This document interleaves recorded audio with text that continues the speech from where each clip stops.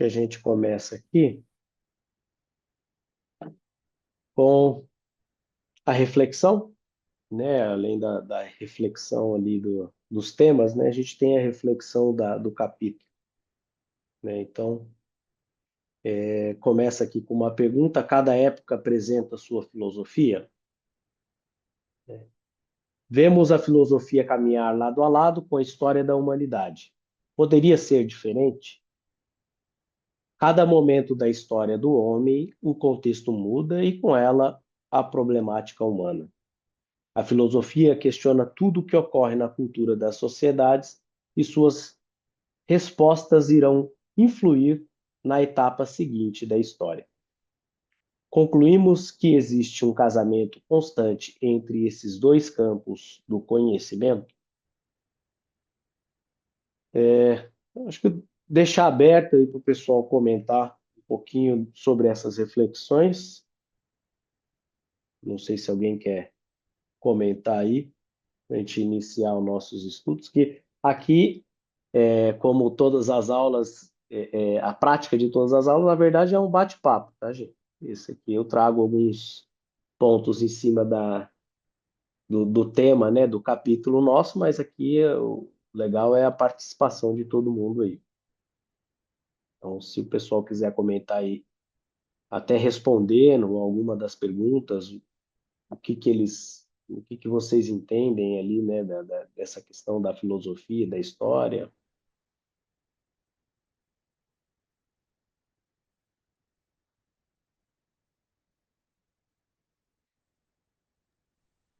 O Hegel, a gente vai ver Hegel na aula 20, ele vai dizer que a história ela é como se fosse um rio, né? E ela vai caminhando, né? À medida da evolução do mundo, da humanidade, ela vai caminhando e aquele rio ele vai tendo as suas nuances, né? Então ele tem as curvas, tem lá os galhos, ele tem todos as nuances, né, daquele rio, e em cada ponto ele vai ter a sua importância. E ele diz que não existe um lugar onde o rio é melhor do que o outro, mas tudo o que acontece faz parte daquele rio. Então, por aí a gente consegue ver, né, essa junção de história com filosofia. E é muito fácil, às vezes, eu cometer um negócio chamado anacronismo, que é eu analisar um momento histórico com o olhar de hoje. Né? Eu não posso analisar um momento de algo que aconteceu há 100, 200, 300 anos com o olhar que eu tenho hoje. Né? Isso se chama anacronismo. Então, história e filosofia sempre vão caminhando juntos. Né? Talvez daqui a alguns séculos as pessoas vão olhar para a nossa forma de pensar hoje também e podem achar absurdo perante aquilo, né, que eles vão estar vivendo lá. Então, as duas são duas coisas que caminham aí, sempre juntas. Aí, Nilson.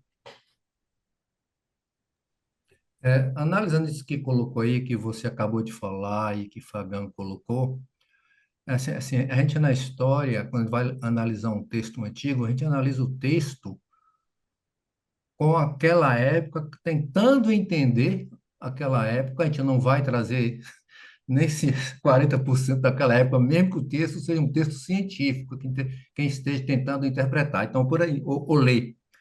Então, por exemplo, cada homem é produto do seu tempo, sua época, e é para aquilo. Então, quem escreve um texto como Platão escreveu, ou como depois de algum tempo alguém escreveu, né, o Evangelho de Marcos, escreveu para aquele tempo, sabendo que podia atingir outro, mas a linguagem que é escrita, a escrita é naquele tempo. É por isso que a gente identifica os textos históricos, épocas, né? Entre mais ou menos 50, 100 anos, você sabe que existe uma diferença da escrita, da fala e dos costumes. Então, é o que você falou, é um rio, mas esse rio conta um determinado tempo e é o que você falou. Se eu vou estudar um determinado período e esse período eu estudo pensando em hoje, eu cometo anacronismo. Eu não posso julgar, eu não posso, né, falar assim, os assassinos do passado, nós somos espírita, vai lá que eu esteja no meio deles lá também, né? Com certeza. Então, é interessante isso que a gente entende a filosofia para aquela época, foi escrito para aquela época, né?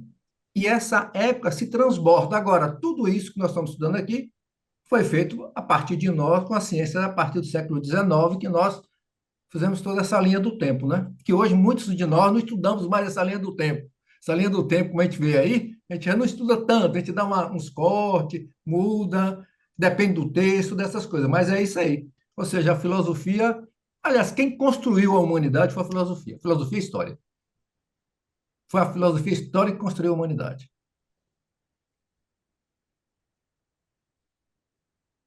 É isso aí. Na verdade, né, tanto a história quanto a filosofia, ela depende dos seres humanos, né? Por isso, matérias são matérias que a gente classifica como humanas, né? Então, mais do que, né, a história e a filosofia, ela construiu a humanidade, o homem, a pessoa, né, o ser humano construiu a humanidade porque ele construiu a história e a filosofia. Então, quando a gente está tratando aqui, nós vamos tratar, e tem uma outra vertente que é muito importante, tanto na história quanto na filosofia, é que a gente precisa de é,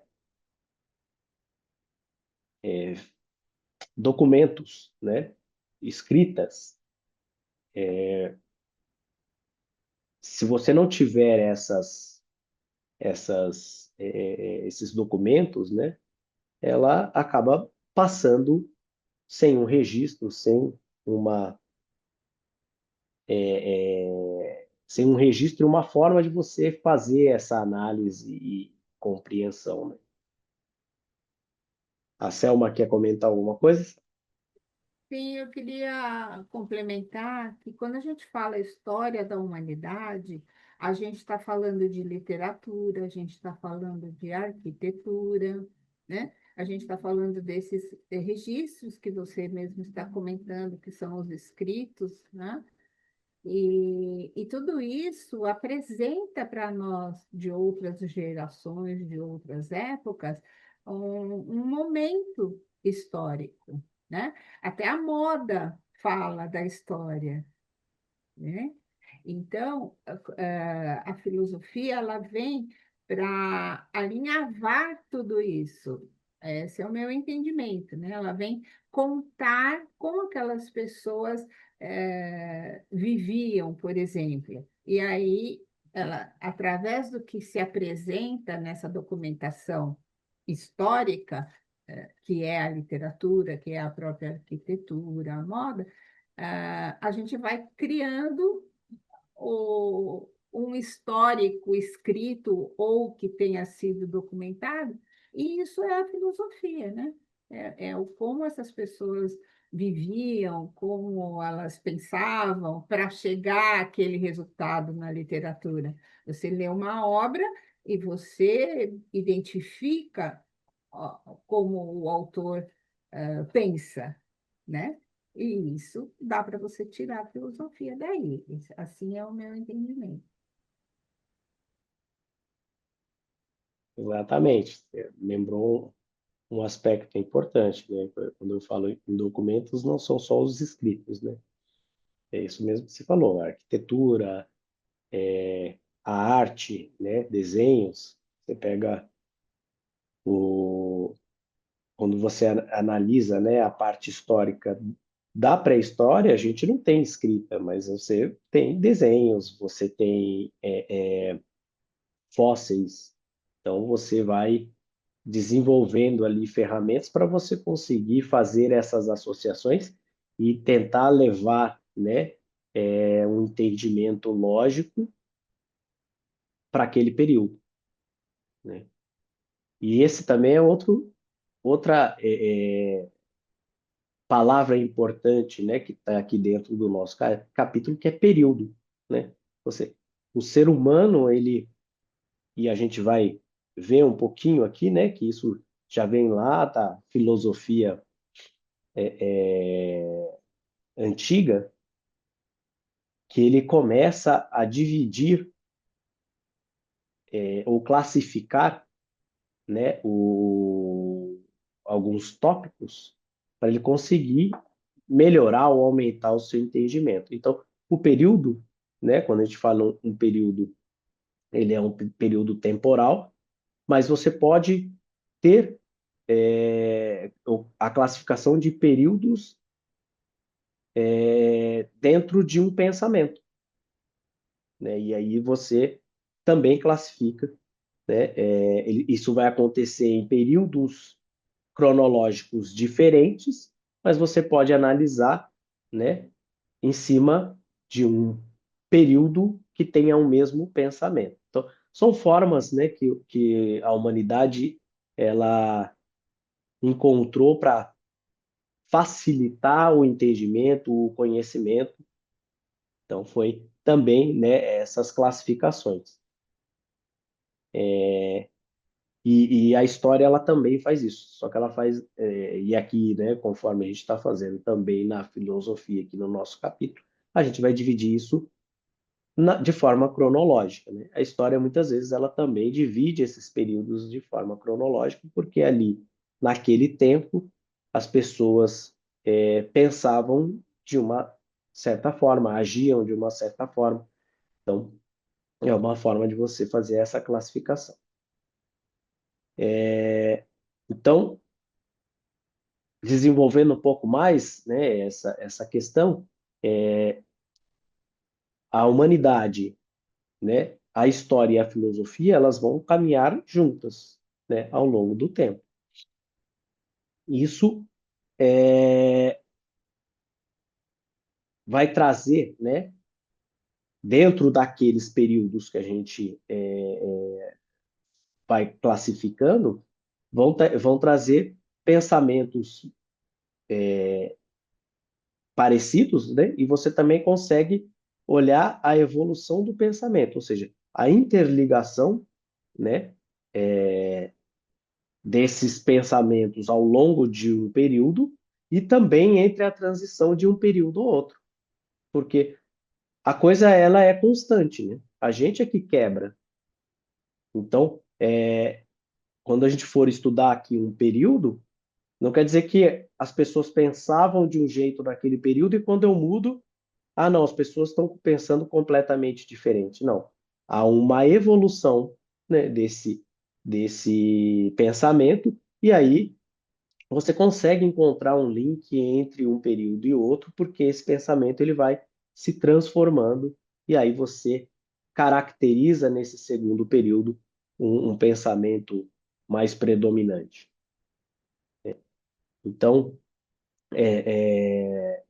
conforme a gente já, né, falou um pouquinho anteriormente, dentro de cada um desses períodos da história, a gente vai ter a humanidade ali com os seus problemas, com os seus pensamentos, com as suas tecnologias, né, com as suas convivências. Então, tudo isso vai fazer parte da história e também da filosofia, que é a maneira como aquele povo ele vai pensar. Tá? Em princípio, a gente divide aqui no nosso estudo os períodos da filosofia em quatro grandes principais, né? Ele vai do antigo para o medieval, moderno e o contemporâneo, que é o período atual onde nós estamos, né? E a ideia aqui é a gente passar por cada um desses períodos. Eu vou pincelar passando ali com os principais pensadores, falar um pouquinho dessa época, né, das datas onde definem cada um desses períodos, mas nos próximos capítulos a gente vai entrar mais a fundo em cada um desses períodos, inclusive em cada um de, não em todos eles, mas nos principais pensadores de cada um desses períodos. Tá? Então, conforme eu disse, a gente divide aqui os períodos, né, por datas, sendo que o período antigo ele vai ali de 7 antes de Cristo até 5 depois de Cristo, né? Um período bem longo, onde a gente vai ter ali a base da filosofia ocidental, com os principais pensadores, e aqui a gente está falando, né, nesse período antigo, ali na Grécia e região, né? Depois a gente passa para o período medieval, que vai do século V ao século XV, também um grande período, né?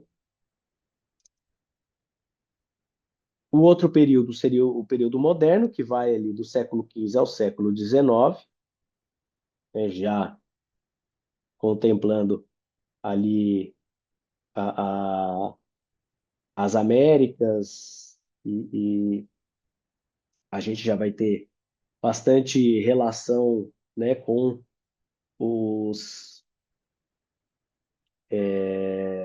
as ideias que a gente tem agora, no nosso período, que seria o período contemporâneo, que vem do século XIX até hoje, é o século XXI.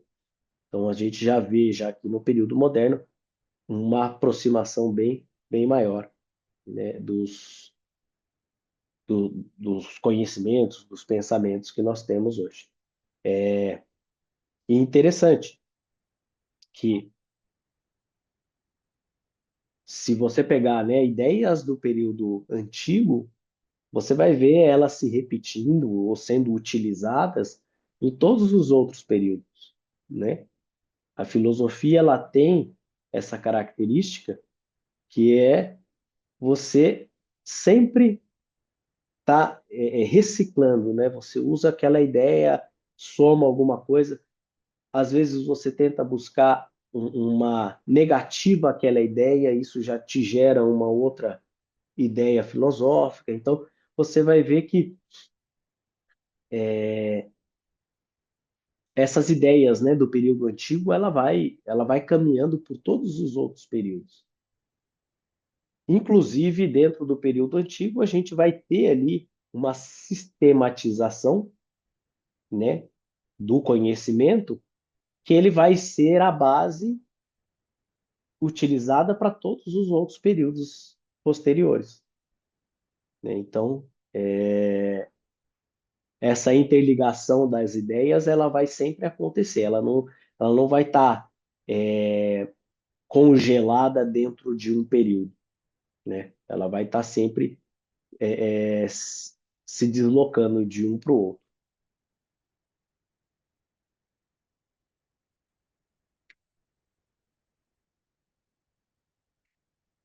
E aqui entrando um pouco na filosofia antiga, né? Que a base dela era ali do cosmo ao homem, né? É uma é um período ali onde você inicia, né, a base da filosofia ocidental, né? Ela, conforme eu disse, ela inicia-se ali na Grécia, né? Mais forte ali na Grécia, e depois ela vai se deslocando para os entornos e até ela culminar no Império Romano. Lembrando que nessa época, quando a gente fala em Império Romano, era um império gigantesco, né? Aí do zero ao século V ali, se você olhar, né, nos mapas históricos, o Império Romano ele domina toda a Europa, o, o leste o oeste da Ásia ali, uma parte do oeste da Ásia, pega todo o mar Mediterrâneo, norte da África, chegando ali no Oriente Médio, parte do Oriente Médio. Então, assim, na verdade, eles pegam o Oriente Médio, chega até a Índia ali, né? Então, eles pegam uma parte bem grande. Então, com isso, né, a gente entende que essa filosofia que iniciou-se lá na Grécia, esse pensamento ele acaba se difundindo para uma boa parte do, do mundo, né, ou das pessoas que compunham o Império Romano. Irene? Oi, desculpa. Boa noite. Não é que enquanto você estava mostrando, né, para questionar que o que nós estamos abordando é a parte da história e da filosofia do Ocidente, né? Porque o Oriente, eles já estavam há muito tempo discutindo essas questões também, né? Então, assim, é que às vezes a gente fala de uma forma como se isso fosse totalmente global, né? Que isso abrangesse todas as culturas, e não é, né? E então, porque assim, a Ásia já estava há muito tempo também discutindo essas questões que mais tarde nós, inclusive, os nossos filósofos foram para lá aprender também, né? E a outra questão, só que eu queria questionar, assim, é que a história, ela, sim, ela vem até nós e nós a conhecemos de diversas formas, não só pela escrita, mas como a Selma falou, pela arquitetura, pela moda, pela literatura, por uma série de outras coisas, né? Mas acho muito bom que a filosofia tenha o papel de questionar, muitas vezes, os relatos históricos feitos que chegam até nós na versão que era interessante para alguns, e que muitas vezes não representa exatamente o que estava acontecendo, né? Então, acho que a gente tem que ter esse lado crítico também, né?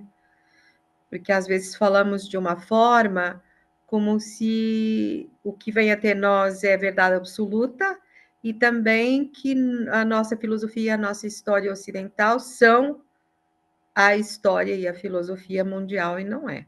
É só isso que eu queria pontuar. Obrigada. Que nada, que isso. Perfeito, é isso aí, né?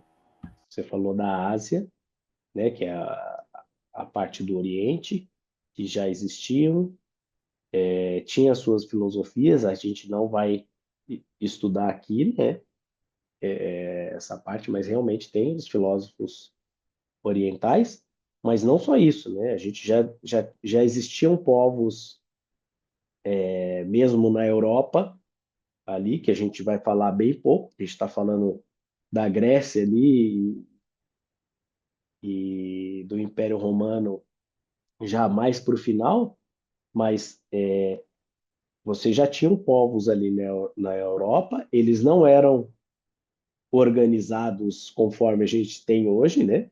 Eram várias tribos ali, e se existia pessoas, eles também tinham a filosofia deles, ali eles tinham a maneira de pensar, né? Podemos jogar agora para a América, nem existia a imagem da América na época, mas ela estava lá. Existiam povos lá, esses povos tinham as comunidades deles, ali tinha uma história e tinha uma filosofia deles também. Só que a gente também não estuda isso, né? Então você está coberto de razão, que está analisando a base da filosofia ocidental, né? Todo o outro resto, muitas vezes por falta de documento, né? No caso aqui das Américas, provavelmente o pessoal, quando fez a descoberta, acabou não documentando, não tendo o, o tato, né, para manter isso, a gente acabou perdendo boa parte dessas informações, né? Salvo alguns pontos aí de quando a gente fala de maias, incas e etc. Mas outros pontos a gente acaba perdendo. existe também, né, toda a questão da África ali também, que tem muita, muitos povos e uma filosofia muito forte ali também. Então, assim, quando a gente fala em âmbito mundial, teria bem mais coisas para a gente colocar aqui dentro. Você quer falar alguma coisa, Carlos? Não, muito bom. Tanto a sua colocação quanto a da Irene, né? Porque existe uma frasezinha que fala que a história é contada pelos vencedores, né? E Exato. então, e sempre sob o ponto de vista daquele povo dominante. Então, como a gente está aqui no Ocidente, a gente acaba vindo pela filosofia grega, que vem depois, né? Vai ter o seu ela vai descambar aí, vamos dizer assim, na Europa, depois que a gente vai ter muitos filósofos, né, da Alemanha, né, que vão dominar da Inglaterra, né, muito na Europa, mas é claro que vão existir grandes nomes também aí na filosofia oriental, principalmente, né, e que talvez a gente não conheça tanto e que aqui no Ocidente não tenha sido difundido, mas é muito boa a lembrança da Irene, sim, muito legal.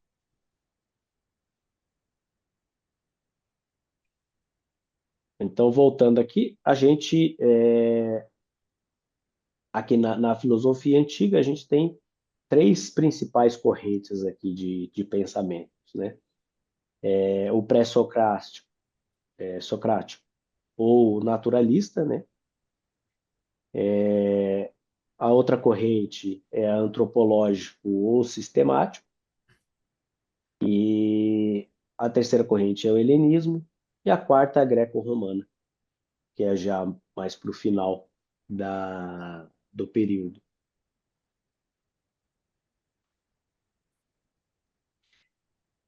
Então, aqui no período pré-socrático, né, a gente tem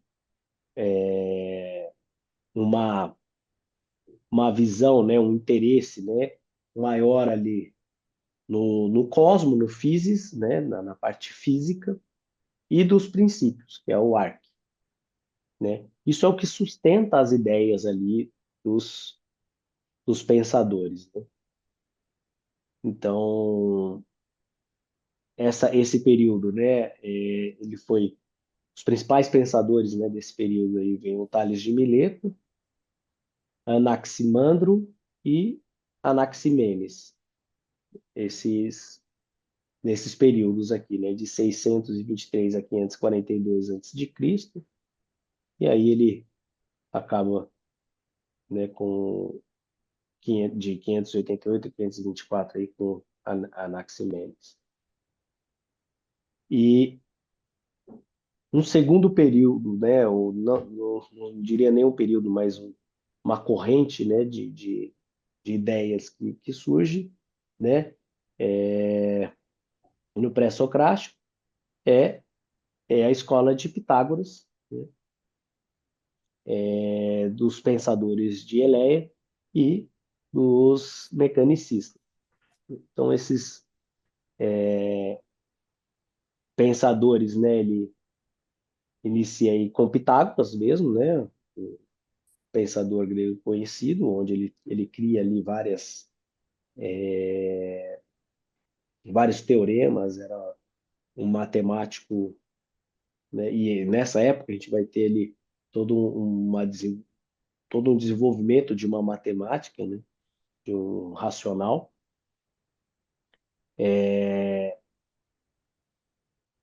Depois vem, né, nesse período ali, Eráclito, né, e os pensadores aí de Eleia, Parmênides, que é bastante conhecido, né, Parmênides e Zenão.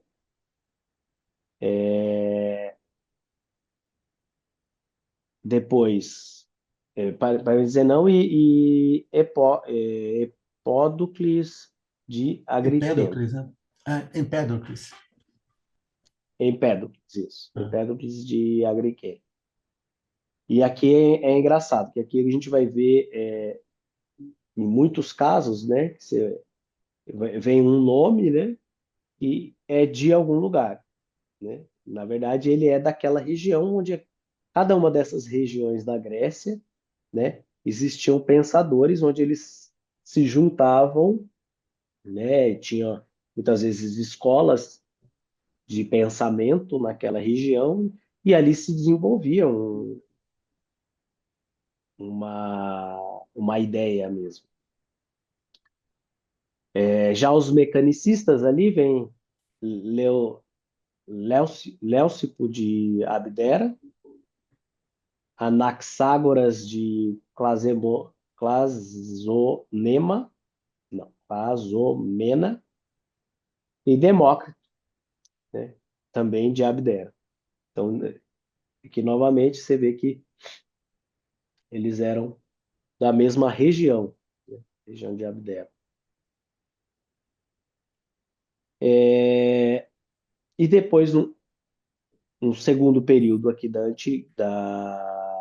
filosofia antiga, é o período do período antropológico ou sistemático, né? Que vem aqui com os sofistas, né? O Protágoras Protágoras. e Gorgias, né? Um é de Abdera também, e o outro é de Leontine. E já iniciando aqui os grandes conhecidos, os que vão acabar sendo bastante estudados, né, durante todo o período, né, de forma marcante, é Sócrates de Atenas, né, Platão de Atenas e Aristóteles de Estagira, né? Sendo que Platão era, na verdade, Sócrates era o mestre de Platão, né, e Platão era o mestre de Aristóteles, né? Eles eram os discípulos ali. Então, existe, né, um caminhar de ideias,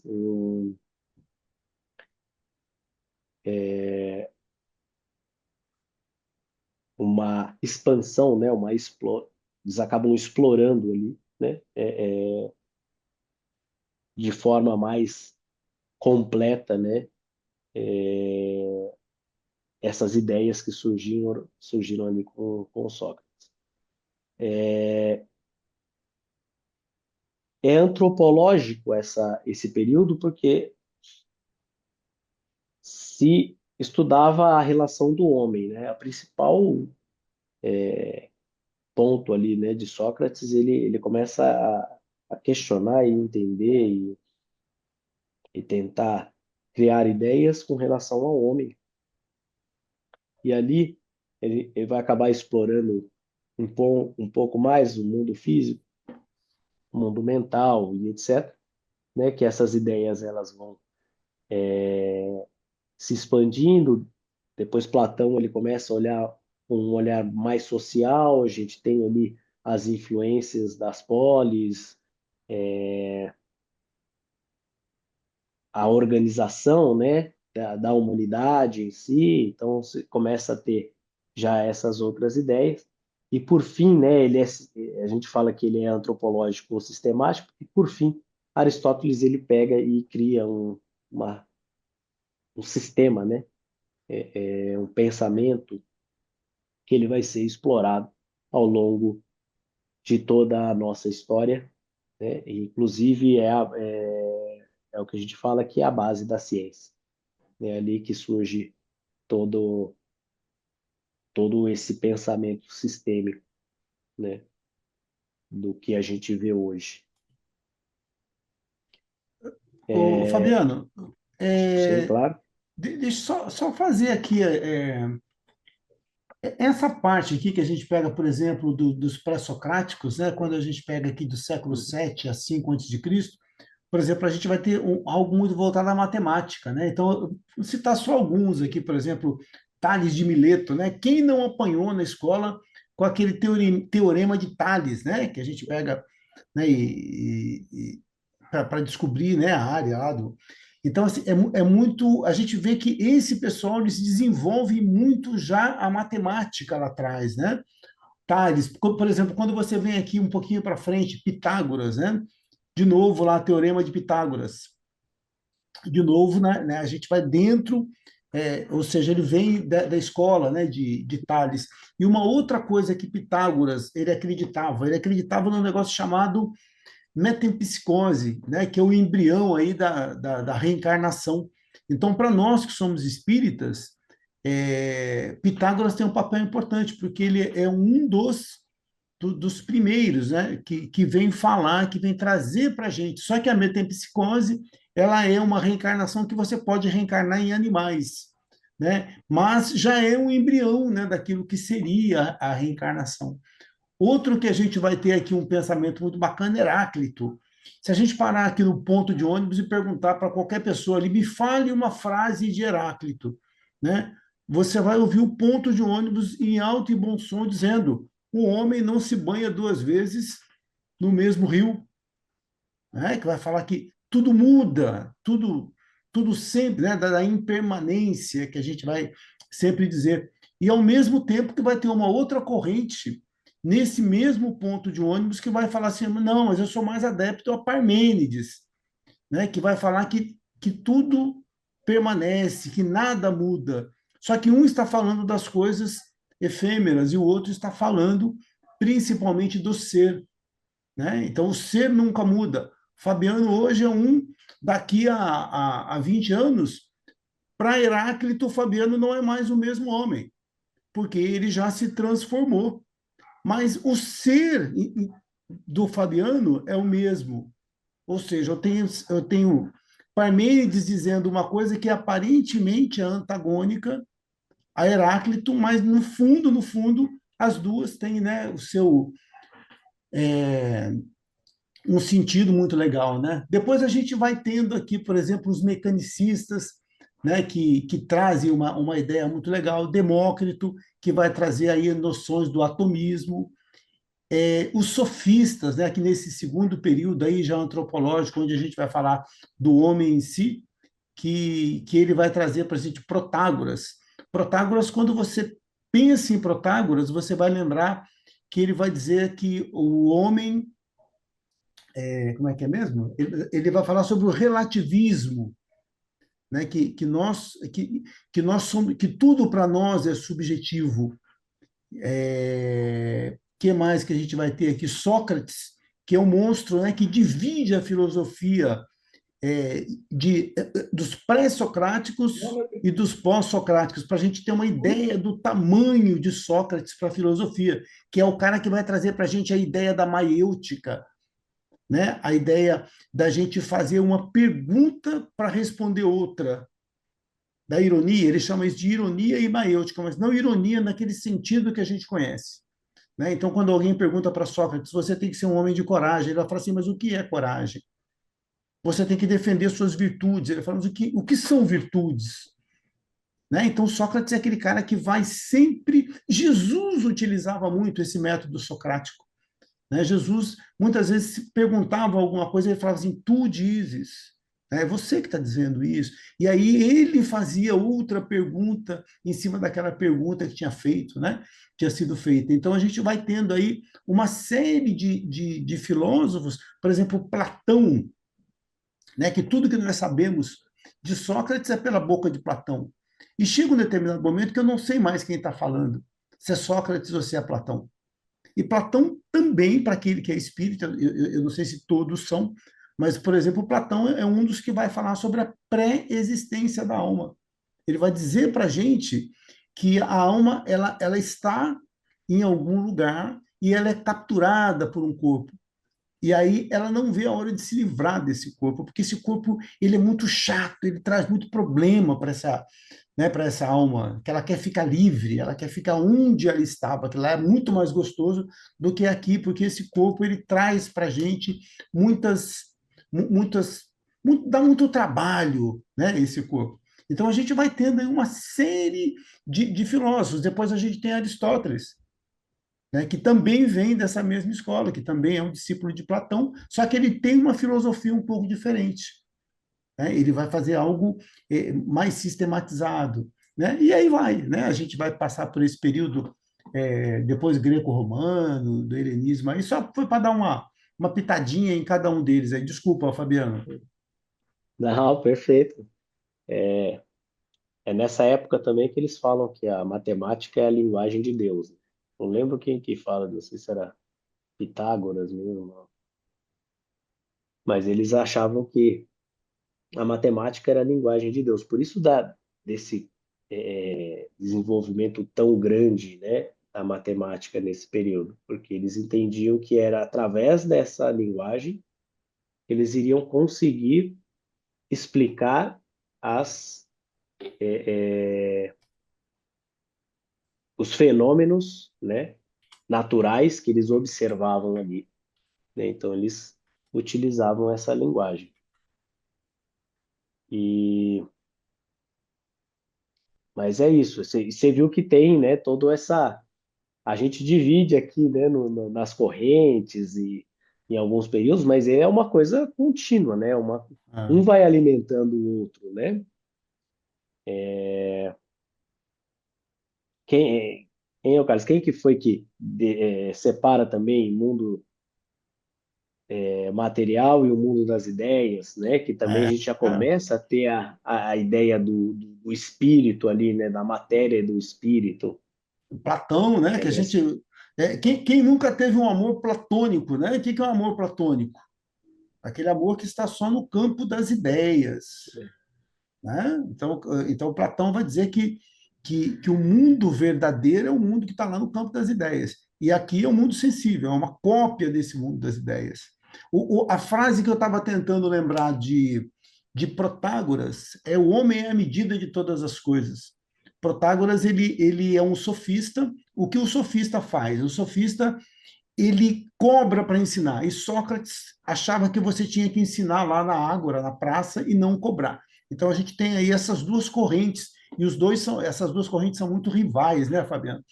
Tanto Sim, os sofistas quanto Sócrates. A gente vai ver na aula 7, uma aula sobre Sócrates, esse embate aí entre os Sócrates e os sofistas. Alguém falou aqui no chat também que Galileu, né, que vai dizer que a matemática é a linguagem de Deus. A Maria Cláudia que está contribuindo com a gente aí. legal. Aí uma outra fase aqui, né, da antiguidade, que é o helenismo, né? Que aí esse período ele já começa a escapar um pouco mais ali, né, do centro, que é a Grécia, e já vai para esse período macedônico ali, que ele chama da Grécia, que ele já começa a caminhar um pouco mais para o norte ali, para o oeste, né, expandindo essas ideias, né? E com isso vão surgindo outras escolas, né? Essas ideias elas criam essas escolas, né? Onde eram esses grupos de pessoas que acabavam estudando essas determinadas ideias.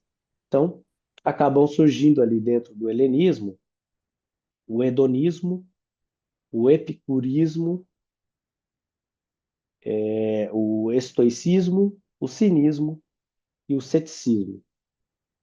Então, é a expansão, né, desse embrião inicial que a gente falou aqui do pré-socrático e do período antropológico aqui. E por fim, né, vem a parte greco-romana, que aí essas ideias elas acabam sendo absorvidas pelo Império Romano, né? E aí ela acaba expandindo para todo o Império. Então, aqui a gente vai ter alguns nomes, né? Como Sêneca, Cícero, Plotino, Plutarco, mas é um período onde essas ideias, né, que a gente anteriores aqui da filosofia, ela acaba indo, né, para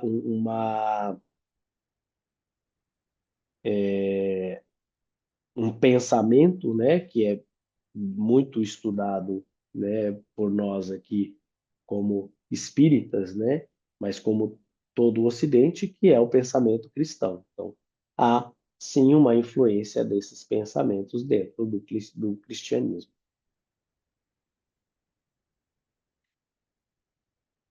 Para a gente ter uma ideia, né, peguei aqui um mapa para a gente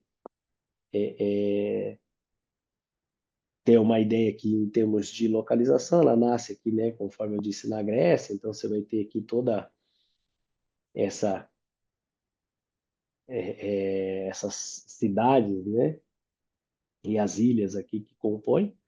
E com o passar do tempo, essas ideias, né, essa filosofia, ela vai crescendo. Então, aqui a gente fala, né, de Macedônia, mas quando você pensa na antiguidade, a Macedônia pegava praticamente boa parte do continente aqui.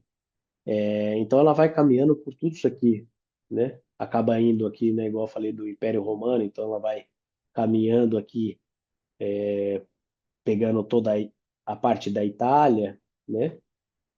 Ela expande aqui para o Oriente, né, pegando o que é hoje a costa da Turquia como um todo aqui, né? Temos aqui, né, a ilha de Chipre, que era Grécia, então já tinham, né, estudiosos e escolas aqui, e ela vai, né, se expandindo, né, pegando aqui a parte do Oriente Médio aqui, né, chegando até Israel, que seria ali, né, a parte do cristianismo, né, Jerusalém, etc. E também todo o norte da África. Você passa aqui pelo Egito, Tunísia, Líbia, Argélia, então ela pega tudo isso aqui. E como ela ela entra, né, dentro do Império Romano, ela também expande para cá, né, para o Oriente, chegando até a Índia, então Síria, a parte ali toda, né, da antiguidade até a Índia, e também sobe aqui, pegando toda a parte da Europa, né, caminhando aqui para o Oriente, né, e também aqui a costa do sul do norte da África, né? Então acaba expandindo para toda essa região, né?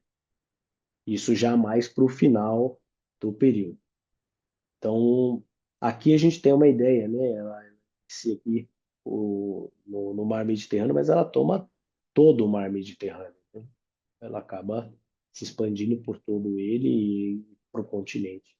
Então, aqui a gente acaba tendo uma ideia do quanto que foi grandioso isso, né? E entendo que uma boa parcela, né, dessa expansão, né, dessas ideias é dado pelo Império Romano. O Império Romano, quando ele dominava um povo, uma das características era ele analisar, né, tudo que tinha de bom ou ruim dentro daquele povo.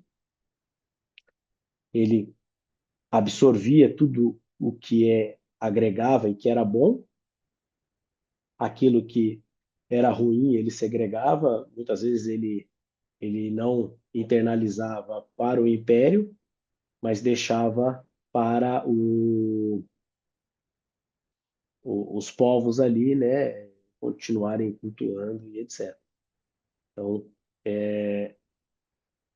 com certeza eles viram, né, um valor grande nesse conhecimento, nessas ideias que eram estudadas e praticadas na época. E isso eles acabaram internalizando dentro do império e foi expandindo conforme o império foi expandindo. Tá?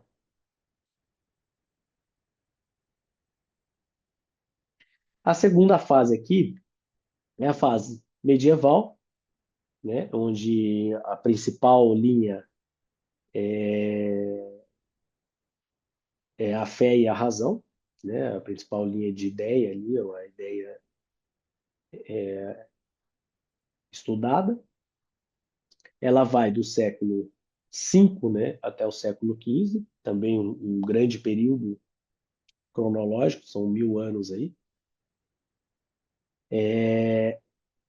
Ela é marcada, né, principalmente pela Igreja, né, Apostólica Romana. Então, de novo, aí a gente já faz um link da, da, do período anterior para esse, né? Então, a ideia ela não é quebrada, existe, né, essa continuidade. Aí, quando você faz essa análise, né, histórica, você entende que até por volta do século V ali, um pouco antes, é que acontece a aceitação do cristianismo dentro do Império Romano. Até esse período, né, antes desse período, os romanos perseguiam os cristãos, né? Então, é uma característica, então, que você vai ver que quando a igreja, né, quando o cristianismo ele é aceito como uma religião de Roma, então essa religião ela é expandida e com isso tem, né, é, ideias e estudos, né, para é, dar base, para crescer, né, esse pensamento religioso. Então, essa fase ela vai estar muito pautada nisso. E, e aí é uma característica, né, dessa fase é que é essa liberdade de ideias, elas não são tão. Você não tem tanta liberdade de ideias, porque, como ela está vinculada a um pensamento religioso, então tudo aquilo que era questionado, qualquer ideia que ia contra as ideias que eram colocadas pela igreja, então elas eram saciadas, né? As pessoas eram perseguidas, etc. Então, com isso, o que acontece? Apesar dela ser um período bem longo, né? Está falando em 1000 anos, não teve muitas correntes, igual aconteceu no período anterior da antiguidade, onde você tinha uma liberdade de ideias e toda uma construção de base, né? Que agora aqui, como você está pautado numa fé, né? E uma razão, mas essa fé ela é pautada numa religião, então ela é cerceada para o pensamento filosófico daquela religião. Então, as principais correntes, né, que a gente vai ter nessa fase é o patricista, a patrística, né, que é formado ali pelas autoridades da igreja, né, seriam padres, doutores da lei, etc., né, papas, e a escolástica, né, que ela tenta conciliar, né, essa fé, né, essa filosofia religiosa com uma razão, né? Ela tenta colocar uma base mais racional por detrás de uma fé mais cega, né? Como dogmas, né? Então, existe uma outra vertente para tentar dar uma base melhor para essa fé.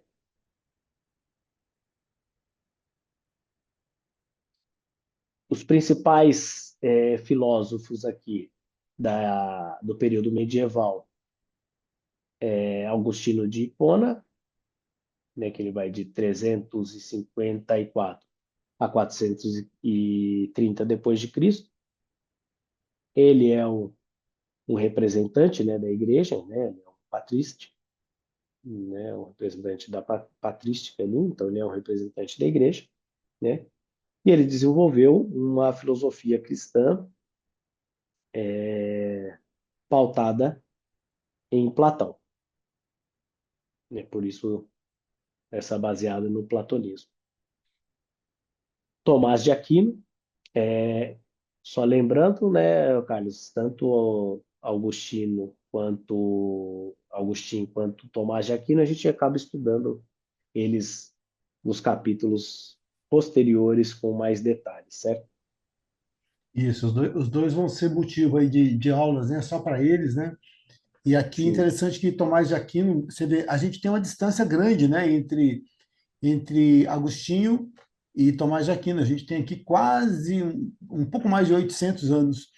Aí o que Agostinho faz? A igreja precisava de ter uma filosofia mais bem embasada, né? E aí o que o Tomás de Aquino ele vai buscar na fonte de Aristóteles, né? Ele volta para pegar essa filosofia de Aristóteles. Então a gente vai sempre ouvir falar que em Tomás de Aquino a gente tem a filosofia de Aristóteles sendo revista, né? Então ele vai trazer muitos conceitos de Aristóteles e aonde a igreja de uma certa forma ela acabou se baseando muito dentro da filosofia desses dois grandes pensadores aí, né? Tomás de Aquino e Agostinho. é, e, e nessa dele buscar, né, Aristóteles, ele já encaixa dentro de uma escola onde ele traz a razão, né? Por isso que ele está dentro da escolástica. Ele tenta trazer um pouco mais de razão para aquela fé, né? Então, ele traz uma justificativa, um raciocínio por trás dessa fé que foi construída, né?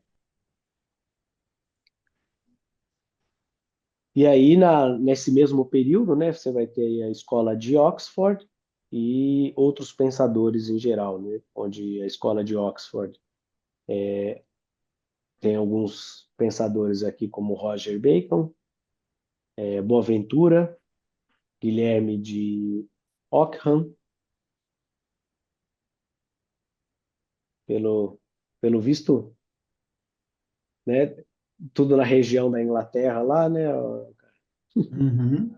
Bacon, Ockham e outros pensadores, né? Que é Boécio, né? Que é a Itália, Abelardo lá na França e aí eles se destacam também nesse período. O, o principal, acho que a principal importância, né, desse período é que ele foi base para manter toda aquele conhecimento clássico que foi desenvolvido no período anterior, né, que foi o período antigo, né, para essa construção de pensamento. Então, novamente, a gente, conforme eu disse no início aqui, né, esses pensamentos eles não se perdem, eles vão sendo transmitidos, vão sendo transformados, né? Então, eles vão buscar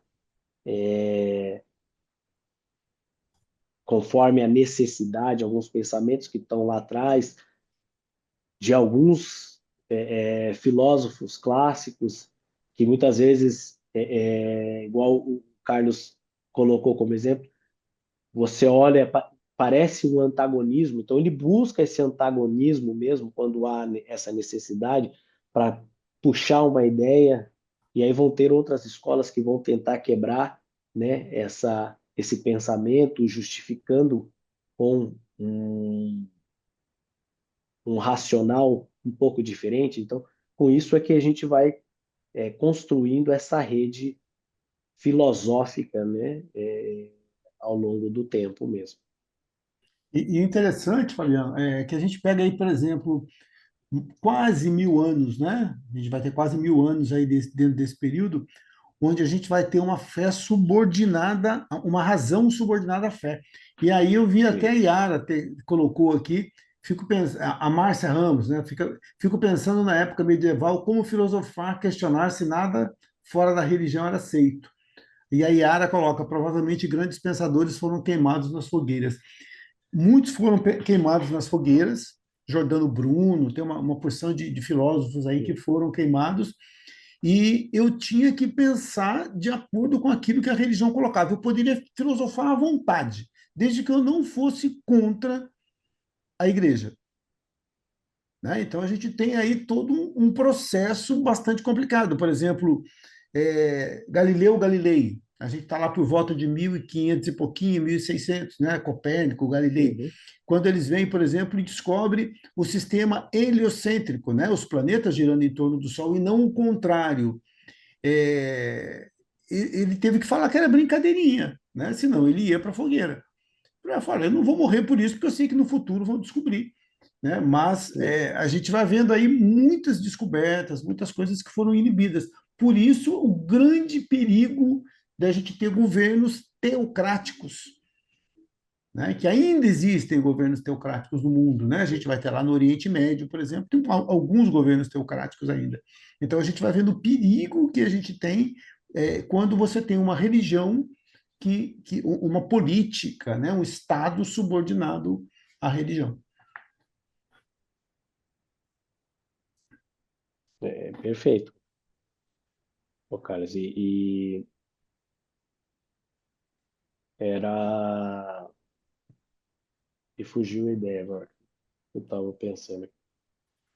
Deixa a Selma, acho que está querendo falar alguma coisa, Selma? Quer Ah, contribuir um Não, pouquinho, pode por falar. favor? eu queria fazer uma pergunta. De todos esses nomes e passados tantos séculos, a gente tem informação da reencarnação de um para o outro, assim? Porque desses todos, eu só conheço a reencarnação do Bacon, Roger Bacon. Os outros a gente tem informação? Eu particularmente não me lembro assim de alguém que possa afirmar alguma coisa, né? Até porque é, quando você fala do Bacon, quem seria Bacon depois? Cristóvão Colombo, Saint-Germain. Tá. Mas eu não sei se alguém aqui Tem outros também, Merlin, tem uma listinha, né? Mas Uhum. desses daqui que citou, eu só tenho essa informação. Eu queria saber se vocês têm essas informações, porque com certeza, né? Pessoas de, de uma característica tão forte para transpor gerações com tanto conhecimento, certamente um é outro, né? Nessa linha de tempo. Sim, com certeza. Alguém tem alguma informação desse sentido aí? Eu, sinceramente não tenho. Não, mas Não tem, não. beleza. Tá, tá jóia, então. Só ia complementar, né, ô Carlos, que você podia pensar o quanto você quisesse nesse período, mesmo contra a igreja. Você só não podia externar. Isso, pensar pode, né? Pensar pode, estava livre, não pagava nada. Você Só só não não pode podia falar para externar. ninguém, né? Exato. Para a gente ter Ou uma então ideia, você, para a gente ter ou uma então ideia, a você se gente teve mudava livros, né? desse ciclo, né? Você vai ver bem mais para frente, lá por volta de 1800, né? A gente já vai estar ali na Idade Moderna. A gente vai ter livros de Kardec que são queimados, né? Então, para a gente Sim, ver o poder que tinha, né? Esse Estado teocrático aí. Mas vamos lá, Fabiano. sim. E assim, se quisesse pensar também diferente, você tinha que sair desse ciclo, né? Saía do cristianismo, ia lá para o Oriente, igual a gente Isso. falou anteriormente, e você vai encontrar outros problemas lá, mas aí você poderia pensar de outra forma. Agora aqui a gente já caminha para filosofia moderna, né?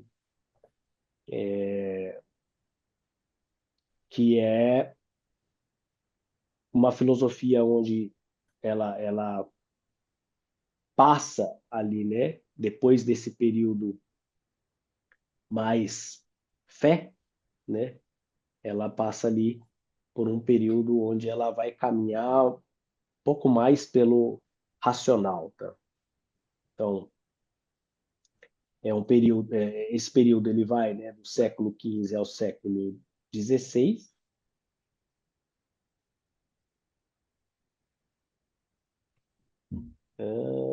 Na verdade, o Renascimento, né? Ele vai É, do, na verdade, ele vai do século XV ao século XIX. né? O Renascimento aqui ele vai do 15 ao 16, depois e o Iluminismo ali ele termina no século XIX. Ele inicia-se, né, com Descartes e termina com Hegel,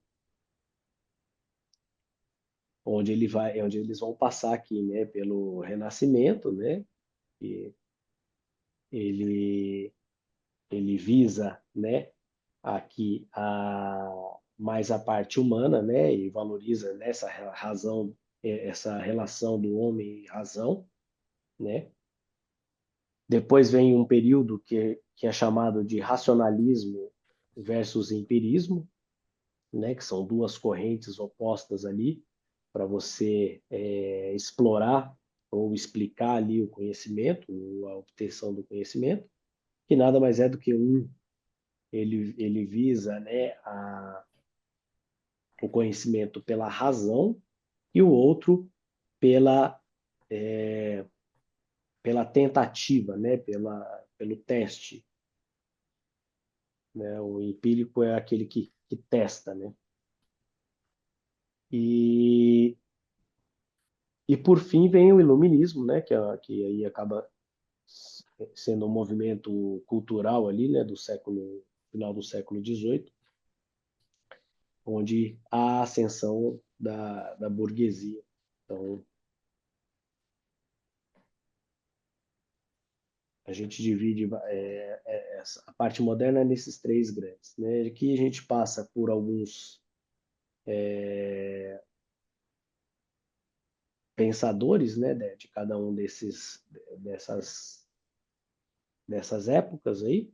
Então, dentro do racionalismo, né, conforme eu disse, tem Descartes, ali na França, Spinoza, na Holanda, e Leibniz, lá na Alemanha. Já com pensamentos bem racionais. E por outro lado ali, né, tem os empiristas, né, que é Locke, na Inglaterra, Berkeley, na Irlanda, e Hume, na Escócia, né? Então, vão ter aí alguns conflitos de ideias e tem um deles que eram bem se enfrentavam bastante. Eu não lembro quem que era o Carlos O aqui. Hegel e o Kant. Hegel, Kant. Hegel e Kant. A gente vem de um movimento que você tinha a religião mandando, né? A fé se sobrepondo à razão. Aí o que a gente vai ter? A gente tem um movimento pendular, e aí a gente tem a razão agora indo para o outro lado. E esses caras começam a acreditar que tudo eu consigo resolver pela razão. Por exemplo, você pega Descartes a gente vai ter uma aula especial sobre Descartes. Então, ele vai colocar, por exemplo, a dúvida metódica. E Descartes, ele vai dizer assim, olha, talvez vocês todos aqui que estão nessas janelinhas e que eu estou vendo, talvez nenhum de vocês existam. Vocês só sejam frutos da minha imaginação. Pode ser que essa hora eu esteja dormindo e sonhando que eu estou assistindo uma aula de filosofia e que vocês todos não existem. O único que eu tenho certeza que existe sou eu. Porque eu estou pensando, porque eu estou cogitando. Penso, logo existo. Então, esse é Descartes. E Descartes, ele é o cara que cria, é o precursor desse movimento racionalista. Depois dele vem Spinoza, por exemplo. Spinoza, ele é um filósofo espetacular. Quando você fala em Spinoza, o que você lembra? Do panteísmo de Spinoza. Se alguém aqui já ouviu aquela música Gita, do Raul Seixas, eu acho que aqui todo mundo é muito criança para ter ouvido essa música. Mas é uma música que vai dizer, olha, eu estou em toda parte, eu estou em todo lugar. Então, quando a gente fala em Spinoza, a gente vai falar na imanência, ou seja, é o Deus em toda parte, e na transcendência. A gente vai ver a diferença entre imanência e transcendência. Transcendência, o que é? É o Deus fora. Né? Então, Spinoza, eu tenho certeza que você vai gostar muito. Leibniz, por exemplo, ele fala na mônada, mas não naquela mônada como a gente conhece no meio espírita, mas que tudo é formado por mônadas, como se fossem bloquinhos que formam todas as coisas. Né? E aí depois a gente vem num outro grupo aqui dos empiristas, John Locke, David Hume, Berkeley, que eles vão dizer, não, principalmente John Locke, o homem é uma tábula rasa, o homem não sabe nada, ele nasce como uma folha de papel em branco. E a partir do momento que ele nasce, ele começa a adquirir conhecimento. Ou seja, é tudo através da experiência. Quando você pega isso e analisa isso pela ótica de uma vida só, e se você é alguém espiritualista, você vai dizer assim, esse cara é doido. Mas se você pensa pela ótica do espírito, já dá para a gente fazer uma outra análise. É claro que John Locke, ele não vai dizer isso pela ótica do espírito, ele vai dizer pela ótica material. Mas quando a gente extrapola isso para um outro ângulo, opa, aí já é diferente. Kant, por exemplo, o que ele vai dizer para a gente? Faça da sua vida, da sua ética, algo que pudesse ser colocado como um exemplo universal. Não faça o que é correto porque está todo mundo olhando. Não faça o que é correto porque tem uma câmera vendo. Mas faça mesmo que ninguém estivesse olhando. Então, a moral kantiana, ela vai ter uma influência muito grande lá na frente depois. Né? Assim como a gente vai pegar aqui, olha, Montesquieu, que vai entrar já dentro de um aspecto mais político, né? Dessa teoria de separação de poderes que existe hoje. E Rousseau, que vai falar sobre o contrato social. Isso é muito bacana também. Ou seja, que a gente está, o tempo tá bem curto, mas a gente vai pegando depois esses filósofos e a gente vai desenvolvendo e entendendo esse arcabouço. Como que a gente chegou até aqui? Foi no ombro desses grandes pensadores, né, que vem desenvolvendo uma ideia sempre nesse movimento pendular. E o Hegel, que a gente não viu aqui, mas que ele também faz parte disso, que eu já tinha citado no início, ele vai falar muito sobre um negócio chamado dialética, que, ou seja, é esse movimento pendular. Eu tenho uma tese, você vem com uma antitese, que a gente vai chamar de antítese, e nós dois chegamos numa síntese. Aquela síntese vira de novo uma tese, que vai ter uma outra antítese e vai chegar numa nova síntese. Então ele fala assim, não é uma discussão que é dialética, a vida é dialética, o mundo é dialético. Né? Então Hegel também vai ter uma filosofia muito bacana para a gente entender depois. Ok, Fabiano. E essa é a beleza da filosofia, né? Você pegou uma ideia, por exemplo, né? Expandiu ela com outro ponto de vista e já criou uma nova ideia.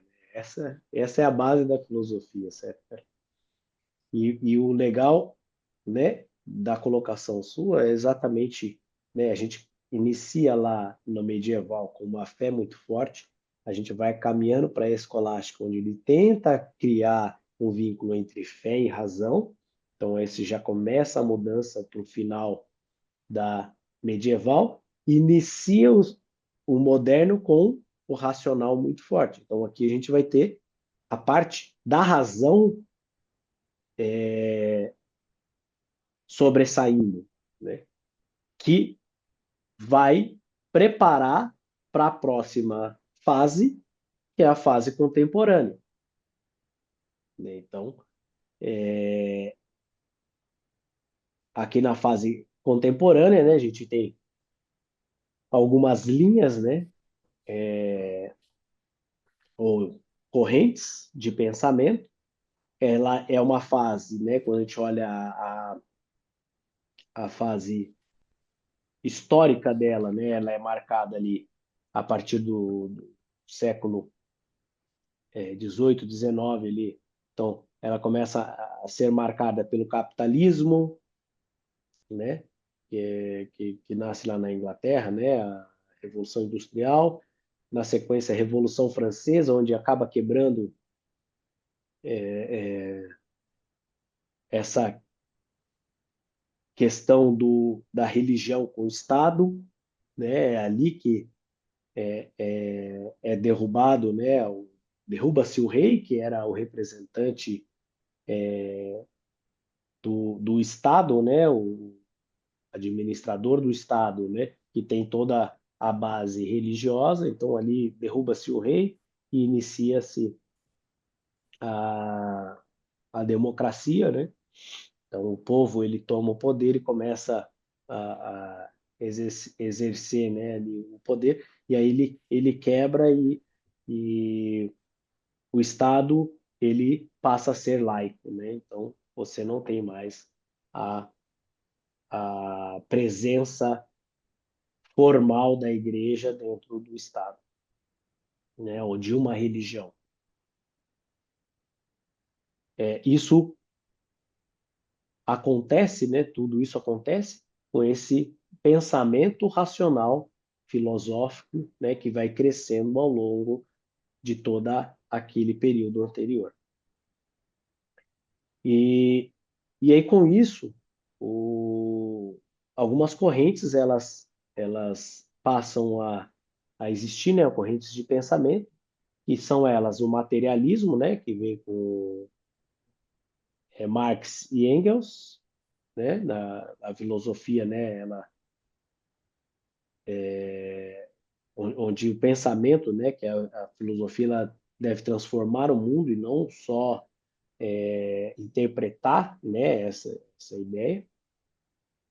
Então, ela nasce com algo que permeia mais uma coisa mais de ação, né? Então, o filósofo ele não para só, não tem que estagnar só no pensamento, só em pensar, mas ele tem que transformar isso em ação para conseguir fazer a transformação, né?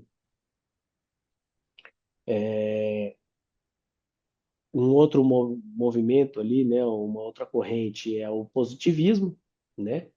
Com Augusto Comte, que aqui ele olha mais a questão das leis sociais, né? A necessidade de uma ordem. Isso olhando já como um Estado, né? Ele já tenta organizar um pensamento já dentro de um Estado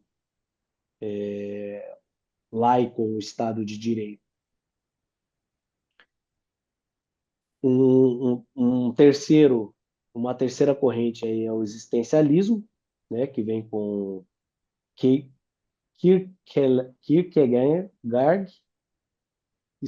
Sartre, né, Sartre é bem conhecido, onde vai se pregar bastante a ideia de liberdade, né, de individualidade.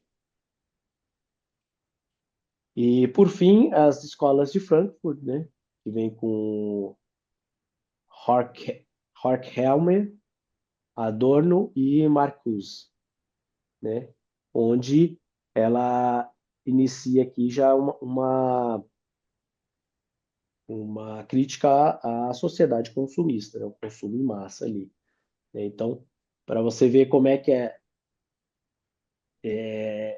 a sociedade ela está sendo moldada, né? Então, surge ali o capitalismo, o materialismo, correntes, né, que colocam ali, ordenam, né, essa sociedade, passa a exaltar a individualidade, a liberdade, né? E ela acaba entendendo que um dos problemas era esse consumo que começa a acontecer por conta dessas ideias. Então surge essa contra-ideia, que é a crítica dessa sociedade consumista.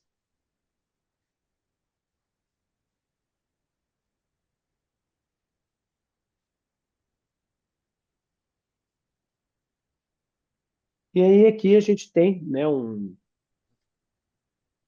um resumo, né, de todas essas de todos esses períodos, né, a evolução de todo esse pensamento, né, da antiguidade ali, né, do questionamento ali dos mitos, né, a cosmologia, né, o estudo de toda os cosmos, né, o conhecimento, né, que é pautado ali, né? Os questionamentos, né, de como esse cosmo, o mundo era formado, como o homem está dentro, né, desse contexto de mundo, né? Por que que existe? Então, é criado todo uma base ideológica, né, para ir respondendo essas coisas. E isso é o que se tornou a base de todo o resto da filosofia ocidental.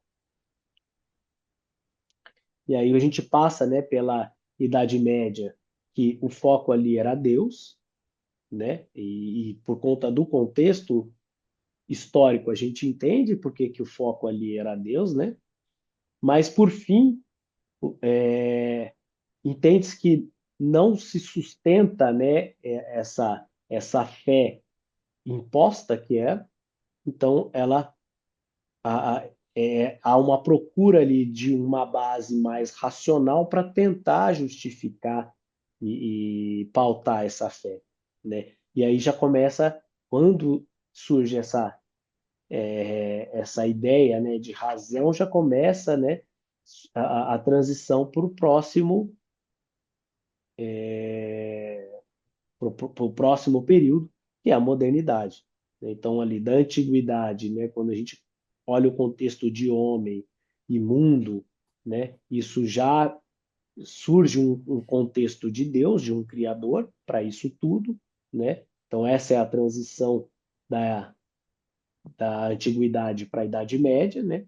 Então, desenvolve-se essa fé e essa concepção de Deus nessa idade, né, na Idade Média, e ela vai caminhando para uma razão, né, que faz a transição para a Idade Moderna, onde a base da Idade Moderna é a parte racional, né? Então, há ali uma busca por conhecimento pautado na razão, né? E isso ela vai crescendo de forma a,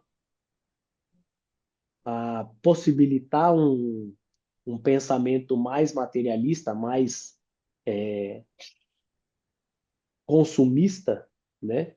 Que vai ser o que vai fazer, né, essa ligação, né, dessa razão mais materialista com o, o lado contemporâneo, né, o período contemporâneo,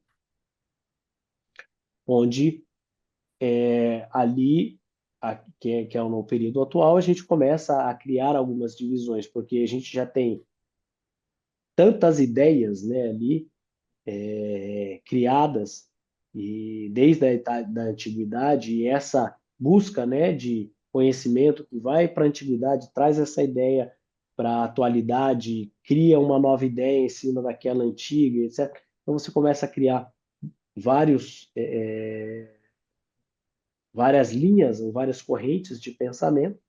Então, aqui na parte contemporânea, a gente começa novamente a criar algumas subdivisões ou algumas divisões para a gente conseguir encaixar essas ideias e ter um desenvolvimento melhor das ideias.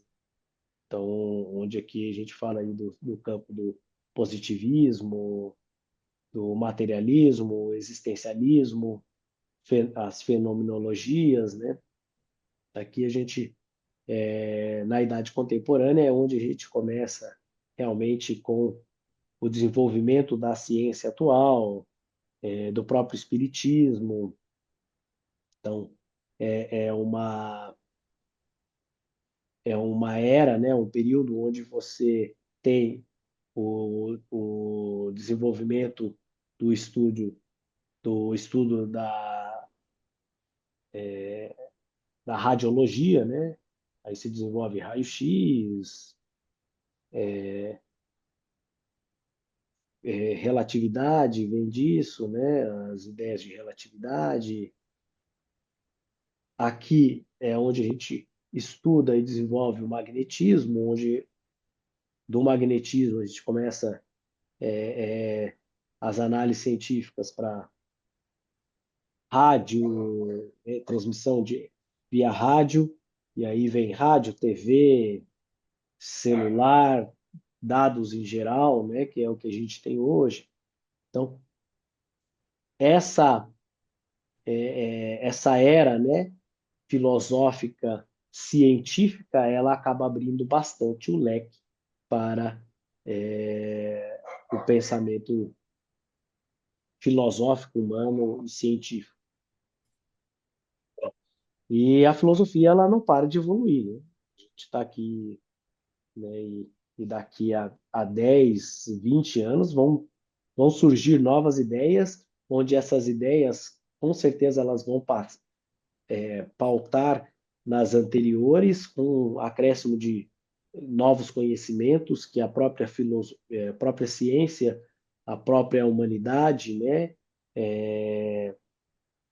traz, né, as dificuldades, né, sociais que a gente tem, elas acabam entrando, né, com todo esse, com toda essa carga, né, de vivência, e isso vão surgindo, com isso vai surgindo novas ideias filosóficas. Então, a filosofia ela não vai parar, né, aqui no contemporâneo, pode ser até que futuramente a gente divida essa a filosofia em mais um período, né? A gente vai cessar o contemporâneo, vai ter alguma coisa futura, de forma a gente ter que segregar para conseguir entender melhor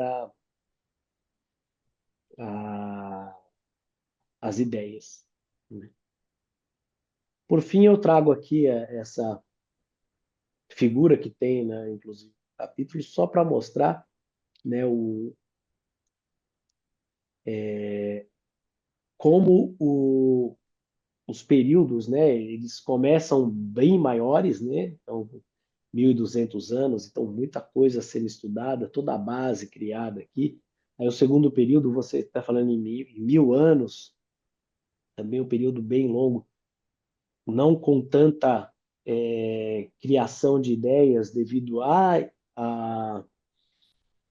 ao período específico, né, ali que existiu, mas aqui, do período moderno, a gente já fala aqui, se você olhar em 400 anos, e o contemporâneo hoje, a gente está ainda bem curtinho, por volta de 200 anos. Então, os períodos eles começam maiores, né? E aqui, para a modernidade, eles acabam tendo um tempo menor, mas isso não quer dizer que nesses períodos você tem menos ideias ou menos desenvolvimento de uma filosofia, né? Hoje,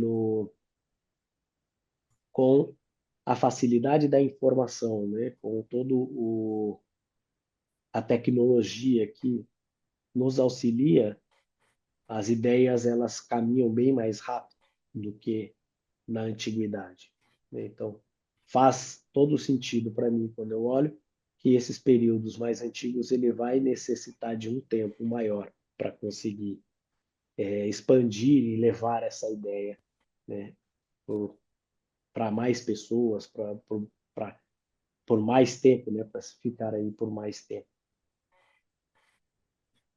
É isso que eu tenho para apresentar hoje. Não sei se vocês querem comentar mais alguma coisa.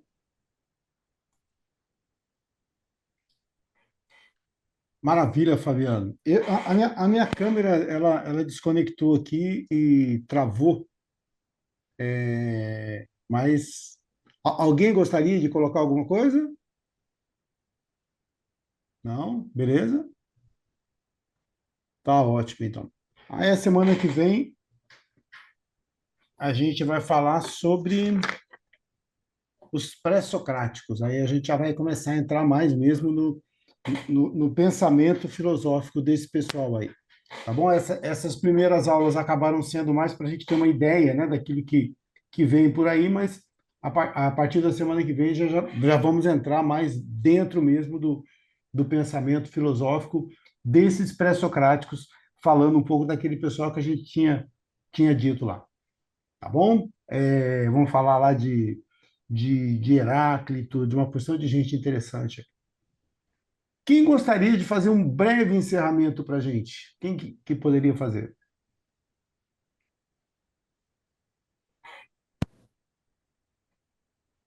Só um.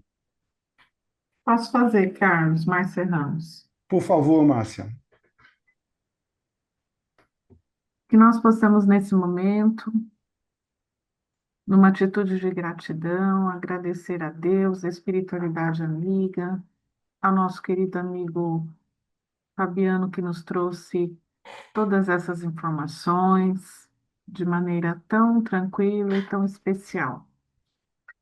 Pedimos à espiritualidade amiga que olhe para cada um de nós e que nos dê força e resiliência para continuarmos nossa caminhada. E assim, encerramos a noite de hoje, agradecendo também ao Carlos, que conduziu os trabalhos, e a todos nós que pudemos estar aqui reunidos. Que assim seja, graças a Deus. Graças a Deus. Depois a gente coloca lá, então, a gravação para quem não pôde ver, tá bom? Grande abraço a todos, fiquem com Deus e até a próxima semana aí, se Deus quiser. Abraço. Boa Tchau, tchau. noite Obrigado, a Fabiano. todos. Abração, Tchau, tchau. viu? Eu Parabéns, que agradeço. Fabiano. Tchau. Obrigado. Tchau, Boa noite, tchau. obrigada, Fabiano. Boa Boa noite. noite, Carlos.